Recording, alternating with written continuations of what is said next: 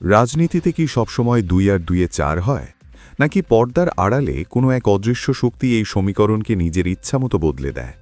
ভাবুন তো, যাকে আপনি ভাবছেন পরিবেশের পরম বন্ধু, ছাত্র জনতার বিপ্লবের আমানত রক্ষার পাহারাদার, তিনি কি আসলে কোনো বিদেশি প্রেসক্রিপশনের ডিপ স্টেট এজেন্ট? ২০২৬ সালে নির্বাচন কি সত্যি জনগণের রায় ছিল, নাকি আগেই লিখে রাখা হয়েছিল কোনো গোপন ড্রয়ারে? মধ্যরাতে স্বামীর রহস্যময় অপহরণ, মুক্তিপণের বদলে পকেটে মাত্র ৩০০ টাকা নিয়ে ফেরত আসা, আর তারপর একটি অবিশ্বাস্য রাজনৈতিক স্বীকারোক্তি, সবই কি এক বিশাল মাস্টার প্ল্যানের অংশ?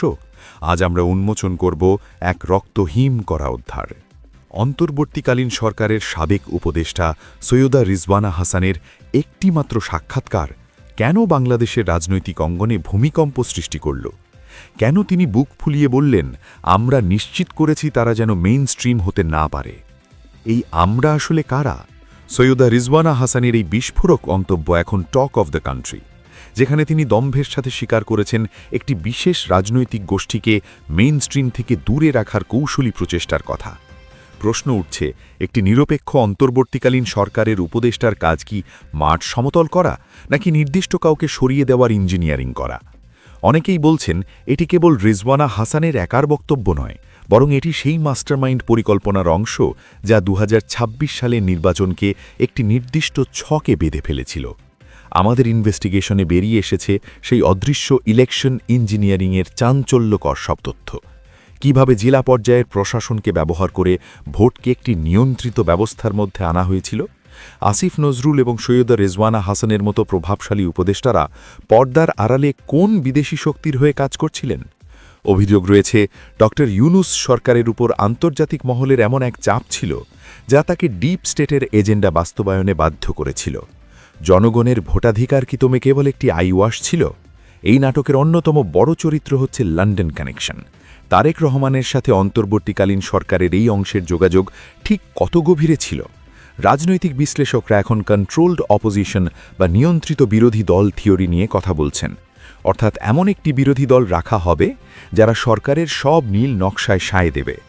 এর বিনিময়ে তাদের দেওয়া হয়েছে ক্ষমতার ভাগাভাগি আর নিরাপদ রাজনৈতিক আশ্রয়।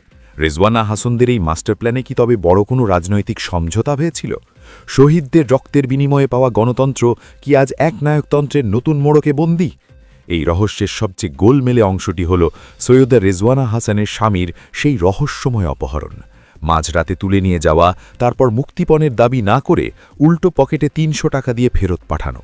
এটি কি স্রেফ একটি অপরাধমূলক ঘটনা, নাকি কোনো বিশেষ শক্তির পক্ষ থেকে তাকে বার্তা দেওয়ার কৌশল, নাকি এটিই ছিল জনগণের সহানুভূতি পাওয়ার বা কোনো বড় সত্য থেকে নজর সরানোর একটি সাজানো নাটক? এই ৩০০ টাকার রহস্য আজ অবধি উন্মোচিত হয়নি। আজ যখন আমরা পেছনে ফিরে তাকাই, তখন প্রশ্ন জাগে, আপনার ভোট কি আসলেই আপনার ছিল, নাকি আপনার আঙুলের ছাপ ব্যবহার করে কেউ আগেভাগেই ঠিক করে রেখেছিল আগামীর সিংহাসন?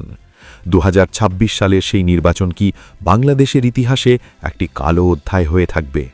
সৈয়দা রিজওয়ানা হাসানদের এই মেইন স্ট্রিম হতে না দেওয়ার রাজনীতি বাংলাদেশকে কোন অন্ধকারের দিকে নিয়ে যাচ্ছে?